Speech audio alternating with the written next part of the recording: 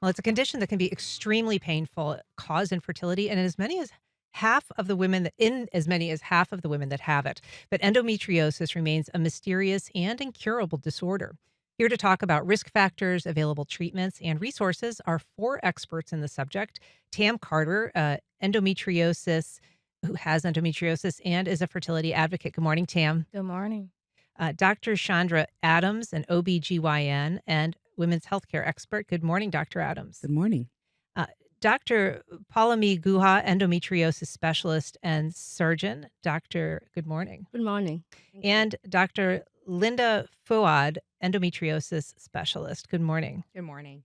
Um, so, Dr. Adams, you have referred to this as the inside out disease. What is endometriosis? So, just like you said, inside out. So, the inside of the uterus has a certain type of tissue, and endometriosis is when that tissue somehow makes its way outside of the uterus and implants on other organs like bladder and bowel, and can travel really as far as the liver and the lungs, and creates a hormonally active situation where the woman is not just bleeding from the lining of her uterus, but from all of those implants that are in different areas of the body. And that can be extraordinarily painful. Absolutely, and it can cause other symptoms too. So, depending on what organ it implants, like if it's in an area where there's a lot of nervous activity, it can cause severe pain and disruptions to the nervous system and referred pain in other areas of the body. Dr. Fouad, this can be difficult to diagnose. Why is that? I mean, obviously can be a very painful condition, but it doesn't always manifest the same in everyone. Yeah, absolutely. So there's endometriosis and adenomyosis, and the symptoms can vary from abnormal uterine bleeding, pelvic pain, and sometimes infertility. And it depends on the patient's kind of reception of pain as well. So the symptoms do vary, which makes it also hard to diagnose. Um, but it is pretty prevalent. Sometimes up to 80% of women can have it, but the average is about 30 to 35% of women. And what are the symptoms that typically present when somebody is getting a diagnosis With adenomyosis? with either? Okay. So they're pretty distinct. Sometimes they coexist. But for adenomyosis, as far as symptoms, patients typically present with very heavy, painful periods. So it's not uncommon that my patients tell me, well, I thought I just should live in this pain. Like periods are supposed to be painful, you know, kind of suffering through their cycles every month. It's just that breaks my heart because typically those are patients that shouldn't be normalizing pain. We shouldn't be normalizing pain and suffering in the first place. It just takes a diagnosis of exclusion just to kind of find out what's going on. And just to be clear, adenomyosis, as she was saying, is where those same glands from the lining of the uterus make their way into the muscle tissue of the uterus. So they're sort of growing inside the wall of the uterus instead of inside the Exactly. body. And so when they're having periods, they are literally bleeding into the wall of the uterus. And if you've ever bruised a muscle before, it's very painful and it disrupts the way that the uterus empties and contracts and causes their cycles to be longer. The uterus kind of, it's like adding water to a sponge. It gets Mhm. puffy and large, and the women bleed excessively. Tam Carter, you have a diagnosis of endometriosis and you have gone on to become an advocate and a fertility advocate as well. How were you first diagnosed and how did your symptoms present? I was first diagnosed in 1999. I just went to my doctor one day because I was literally tired of every month being in pain. Um, couldn't go to work, couldn't go to school, was just debilitated. And so when I presented this to my doctor, he immediately took action and did testing. And then the testing, we did a laparoscopy. And that's when I was diagnosed with stage 4 endometriosis. And stage 4, can you explain to us a little bit about, I mean, that's on a 4-stage scale. What does that mean practically speaking? That is the So stage 4 endometriosis is depends upon where the endometriosis are deposited. So usually if it's on the bowel, on the ovary, there are ligaments at the back of the uterus, it automatically makes it stage 4. So it depends upon the number of sites where endometriosis can be found. So, like how Dr. Adams mentioned, it can be in the liver, lungs. I mean, I have a patient who has it in her heart also. cardiac endometriosis. So Wow. those things are automatically stage 4. But it is interesting that stage 4 doesn't mean that they will have the maximum pain.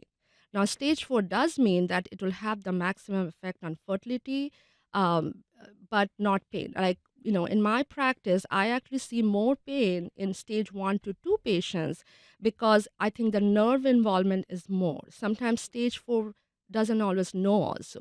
The surgeries are extremely difficult because we call it like a frozen pelvis where everything is like all stuck together. And there are vital organs like bladder, ureter, which can be involved also. And that's because this tissue creates adhesions Adhesions, between yes. different organs or Yes, between tissues. yes, because this is like an inside out disease. These tissues are also bleeding when you are on your period. So the bleeding from the uterus is coming out, but this inflammation or bleeding from this endometriotic deposit in the pelvis is just been there. So that causes inflammation and scarring. So one of the treatment that we suggest, I mean, of course, according to our AGL organization, we always say like surgical excision is the best way to take care of it, but then you have to do a maintenance to prevent recurrence, which is usually like stopping the period with like birth control pill. You can temporarily do like hormone blockers to like stop the period, like temporarily put into the menopause. But that is usually not a solution for patients who are going to try for pregnancy. So it is interesting that Mm. pregnancy also helps because pregnancy stops your period. So usually when I do these surgeries, I say try to get pregnant in the next year because that's the best time to get pregnant because there is still a high recurrence rate if you are young because all those estrogen will trigger this endometriosis to grow again. It is extraordinary, and those I know are difficult surgeries, that can be very wide-ranging. Hmm. Dr. Adams, when you are dealing with patients, what do you typically tell them about their prognosis for improvement? So, the first thing is just setting expectations that it's a chronic condition that we're just going to manage until you're able to get definitive treatment. It's not something that we can cure, unfortunately. And some people, their recurrence, as Dr. Guha was saying, is slower. So they may feel like they were cured after an excellent clean out surgery, as Mhm. she and Dr. Fouad also do. But it will come back until they are menopausal. And so just setting the expectations and determining what their goals are. If they desire childbearing, again, trying to time it as close to after the surgery as possible. If they know, like, we get into the real details of their life. Okay, Mm. I'm getting engaged and I know we're going to start for having a baby around 6 months after we're married. Okay, let's put you on medication until you get through the wedding, and then we'll plan the surgery for, 3 months after you've been married. I mean, it really gets into the details of how people live their lives, and it Correct. can dictate so many things about it. Let's talk a little bit about the fertility aspect. How does this, Dr. Fuad, interrupt fertility? And is it a permanent state? Is it reversible? Is it a definitive, uh, impairment? Yeah, that's a great question. Thank you. So I was fortunate enough to do a minimally invasive GYN surgery fellowship practice and then enter into the infertility world where we all practice infertility, but I was kind of firsthand doing egg retrievals and transfers Mhm. at a fertility center. So I kind of saw the fertility aspect of it. So both endometriosis and adenomyosis, kind of, if you think of them as two distinct diseases, they are not typically reversible. But basically, like we were talking about, we manage the symptoms. And it's important to make that distinction between fertility sparing and non fertility sparing, depending on the patient's desires. So, as far as fertility, we think it all starts with how the lining, with adenomyosis specifically, how the lining receives or is receptive to an embryo. Mm. Because it happens at like a microscopic molecular level where those tissues in the endometrial lining kind of don't mature well, or there's impairment in how they kind of develop, where they kind of we call it invagination into the muscle layer. So there's a lot of like localized inflammation and just abnormal tissue. Mhm. So when it comes to fertility, sometimes that you can ovulate, you can form an embryo, but it doesn't really implant properly.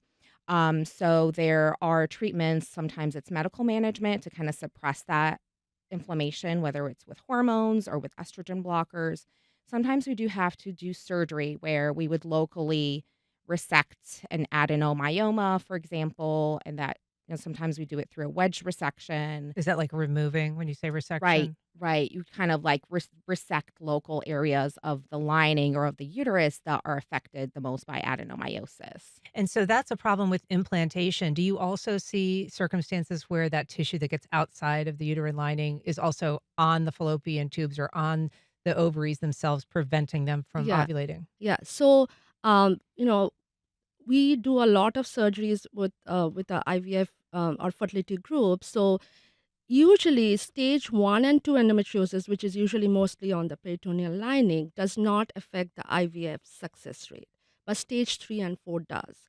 So, usually these cases present with something called like hydrosalpinx, sometimes where the fallopian tubes are just dilated and not working, they're blocked because of the scarring from endometriosis. Or if they have like big ovarian implants, which we call ovarian endometrioma or chocolate cyst, they won't be able to retrieve the eggs because there's not enough space. Mm. But also the downside of surgery is like when we are removing this ovarian endometrioma, we are also decreasing the egg reserve because those endometriotic cysts are not like true simple cysts that you just pop the cyst and is fine. You are The cyst is actually made up of like true ovarian tissue. So when I'm removing the cyst, you are actually removing a part of the ovarian tissue. Wow. And the other problem, so endometriosis, I think I still do a very good job of like clearing everything up, sending them back for IVF. The problem with adenomyosis is most of the time it's diffuse, meaning it's like all through the muscle of the uterus. You can't basically do much about it.